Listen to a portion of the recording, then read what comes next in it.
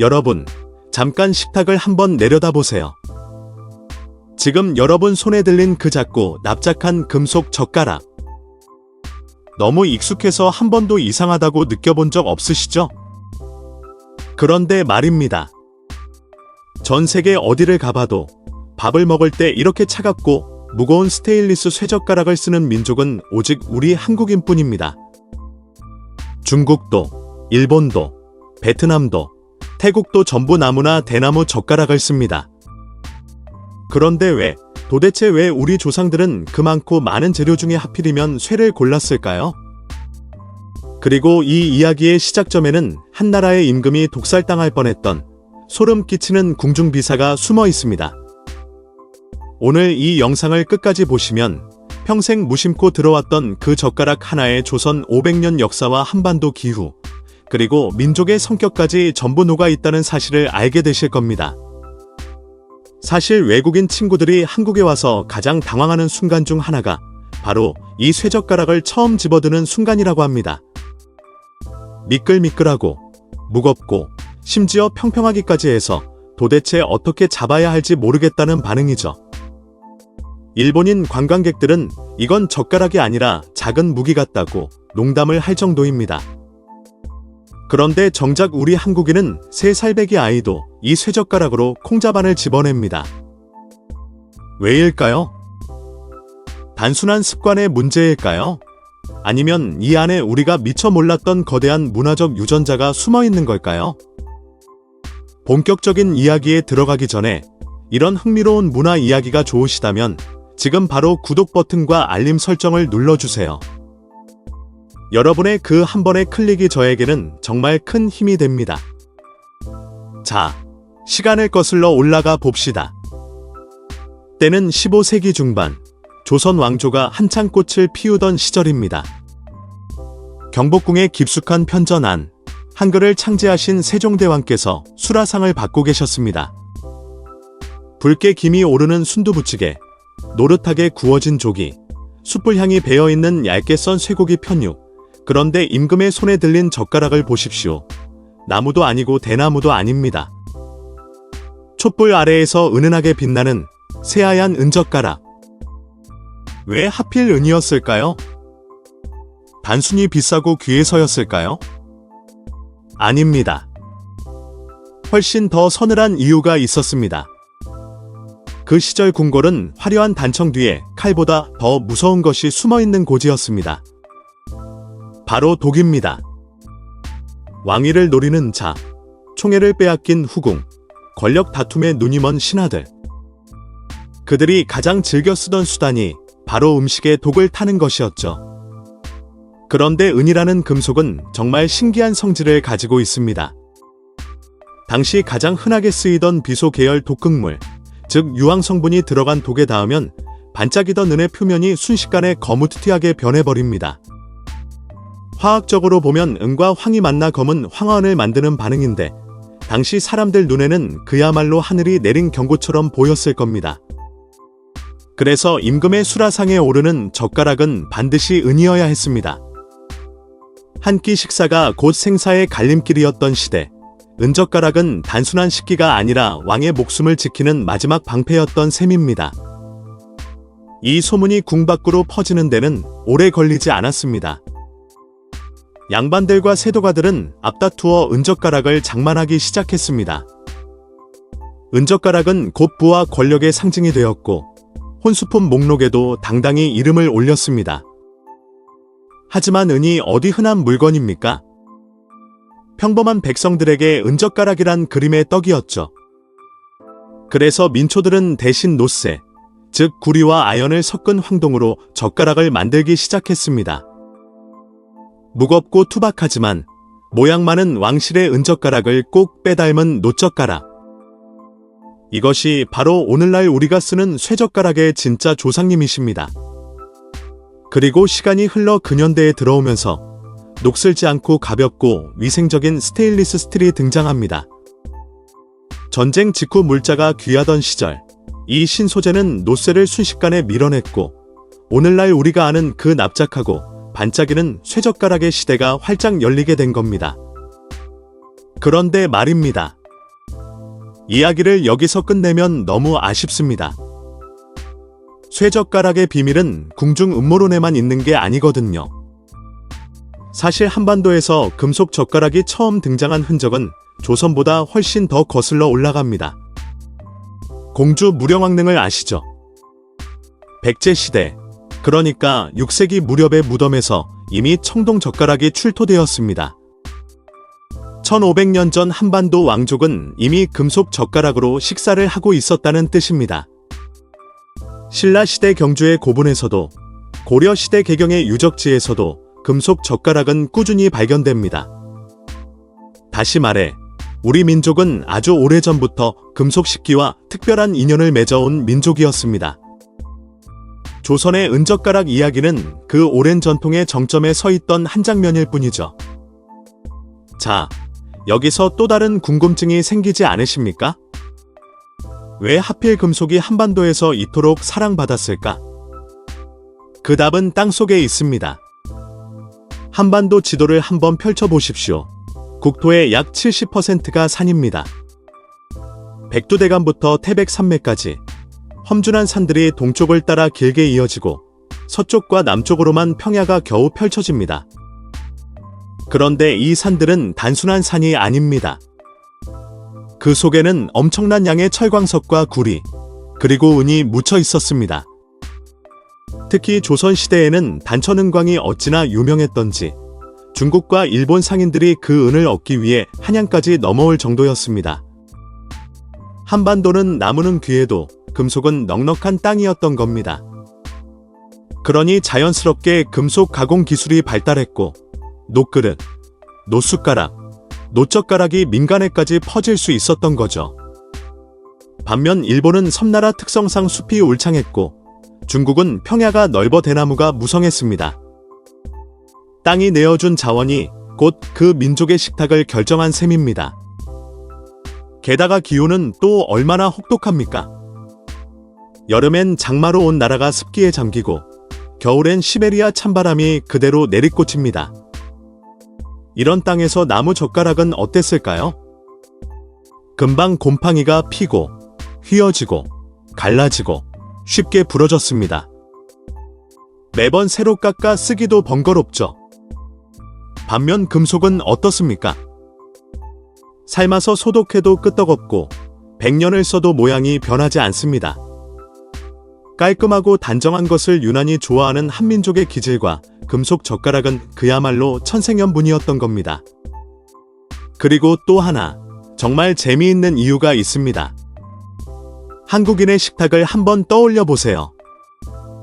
지글지글 불판 위에서 익어가는 삼겹살, 마늘과 고추장 냄새가 코를 찌르고 빨간 숯불은 이글이글 타오릅니다. 만약 이 순간 여러분 손에 둥그런 나무젓가락이 들려있다면 어떨까요? 기름이 잔뜩 뺀 고기 한 점을 집으려는 순간 주르륵 미끄러져서 불판 위로 떨어지겠죠. 하지만 납작하게 벼려진 한국식 쇠젓가락은 다릅니다. 작은 칼날처럼 얇고 단단해서 미끄러운 고기도 양념 범벅이 된 묵은지도 잘게 찢은 파무침도 전부 정확하게 집어낼 수 있습니다. 거기다 상추쌈을 쌀 때 고기를 불판에 직접 올리고 뒤집는 역할까지 해내죠. 불에 가까이 대도 타지 않고 녹지 않습니다. 한국 음식 문화가 만들어낸 최적의 도구, 그것이 바로 이 얇고 납작한 쇠젓가락의 정체입니다.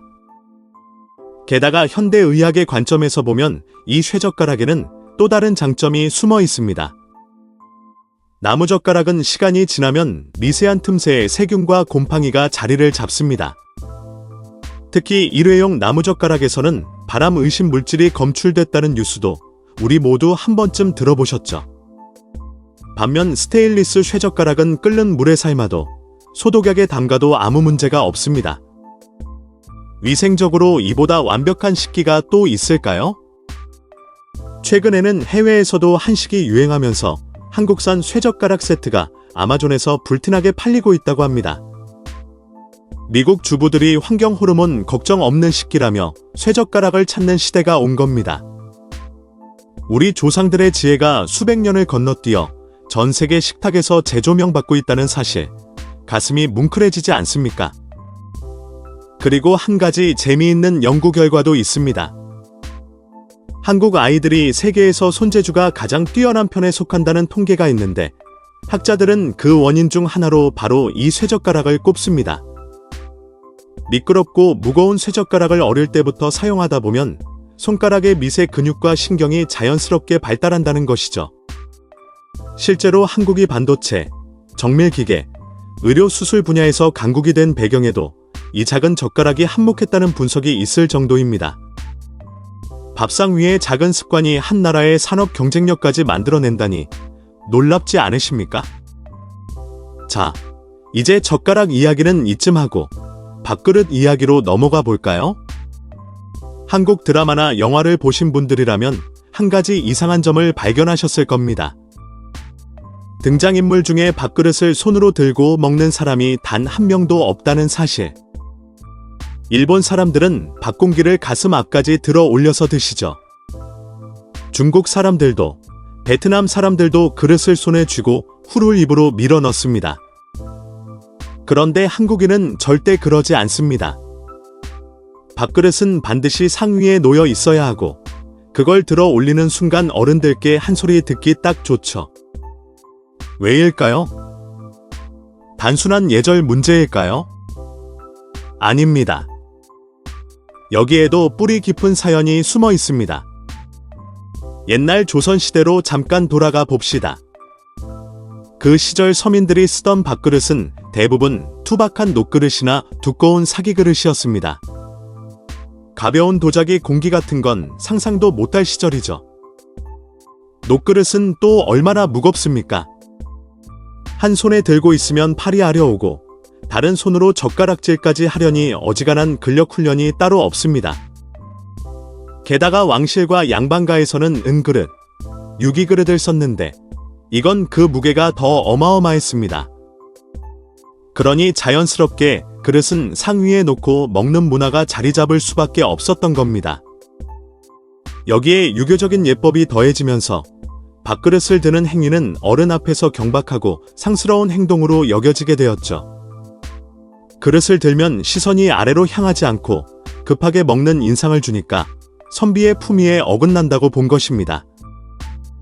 그리고 결정적으로 한국인의 밥상 구조 자체가 그릇을 들 필요가 없게 되어 있습니다. 전통 한정식을 상상해 보세요. 가운데에 밥 한 공기, 그 옆에는 김이 모락모락 나는 국 한 그릇, 그리고 그 둘을 둘러싸고 펼쳐지는 수많은 반찬들.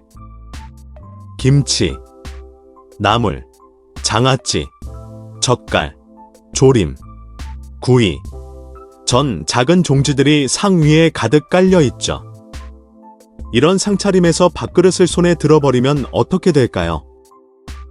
한 손에 그릇, 다른 손에 젓가락, 그럼 국은 누가 떠먹고 반찬은 또 어떻게 짓겠습니까? 그래서 한국인은 아주 실용적인 선택을 했습니다. 그릇은 고정, 손은 숟가락과 젓가락 사이를 바쁘게 오가는 방식. 숟가락으로 밥과 국을 뜨고 젓가락으로 반찬을 집는 이 분업체계가 바로 한식 식사의 핵심입니다. 바로 이 지점에서 한국은 동아시아 다른 나라들과 완전히 갈라집니다. 중국과 일본은 숟가락을 거의 쓰지 않거나 국을 먹을 때만 잠깐 쓰지만 한국은 숟가락이 젓가락과 동급, 아니 때로는 더 중요한 도구입니다.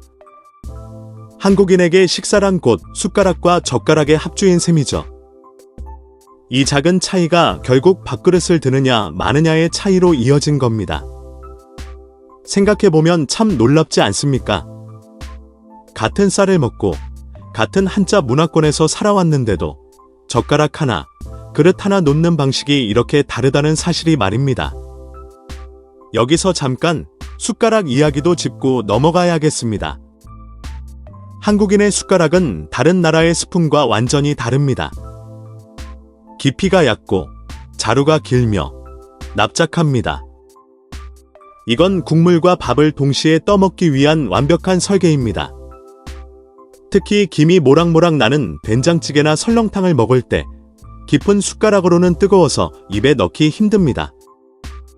얕은 숟가락은 뜨거운 국물이 빨리 식게 도와주고 밥 한 술을 떠서 국물에 살짝 적셔 먹는 그 기막힌 조합을 가능하게 해줍니다. 외국인들이 한식당에서 가장 어려워하는 부분도 바로 이것입니다. 국에 밥을 말아 먹는 문화. 이건 전 세계를 통틀어 한국에만 있는 독특한 식사 방식이고 그 중심에는 바로 우리만의 숟가락 디자인이 자리 잡고 있습니다. 그리고 상차림 방식도 한번 짚어봅시다. 한국에서는 모든 반찬을 한꺼번에 상에 차려놓고 먹는 사람이 원하는 대로 골라 먹는 공간 전개형 식사 방식을 씁니다. 반면 서양은 전체, 메인, 디저트 순으로 하나씩 내오는 시간 전개형이고 일본은 정식 가이세키처럼 순서대로 나오지만 개인 상차림이죠. 한국식 상차림에서는 가족이 찌개 하나를 같이 떠먹고 반찬을 함께 집어먹으며 정을 나눕니다. 그래서 한국인에게 밥상은 단순히 배를 채우는 자리가 아니라 관계를 다지는 공간이기도 합니다. 그 중심에서 젓가락과 숟가락이 분주하게 오가는 것이죠. 여기서 또 하나 짚고 넘어가야 할 것이 바로 젓가락 놓는 법입니다. 식사 중에 젓가락을 밥그릇에 수직으로 꽂아두는 행동, 절대 하지 마십시오.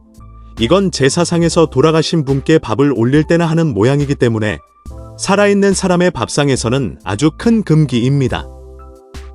또 젓가락을 엇갈려 놓거나 상 위에 아무렇게나 던져 놓는 것도 무례하게 여겨집니다. 단정하게 숟가락 옆에 나란히 손잡이 쪽이 자기 몸 앞으로 오도록 가지런히 놓는 것, 이것이 한국식 밥상 예절의 기본이자 수천 년간 이어져 온 조상들의 미의식입니다. 자, 이제 정리해 봅시다. 한국인이 쇠젓가락을 쓰는 이유는 단 하나가 아니었습니다. 궁중에서 독서를 막기 위한 은젓가락의 전통, 험준한 산과 습한 기후 속에서 나무가 버티지 못했던 자연환경, 숯불과 국물 요리가 발달한 독특한 식문화, 그리고 깔끔하고 실용적인 것을 사랑하는 민족의 기질. 이 모든 것이 수백 년에 걸쳐 서서히 겹겹이 쌓여서 오늘 아침 여러분이 무심코 집어든 그 반짝이는 쇠젓가락 한 쌍을 만들어낸 것입니다. 그릇을 상 위에 놓고 먹는 습관 역시 마찬가지입니다. 무거운 유기그릇의 무게, 유교적 예법, 반찬 많은 상차림, 숟가락과 젓가락의 분업.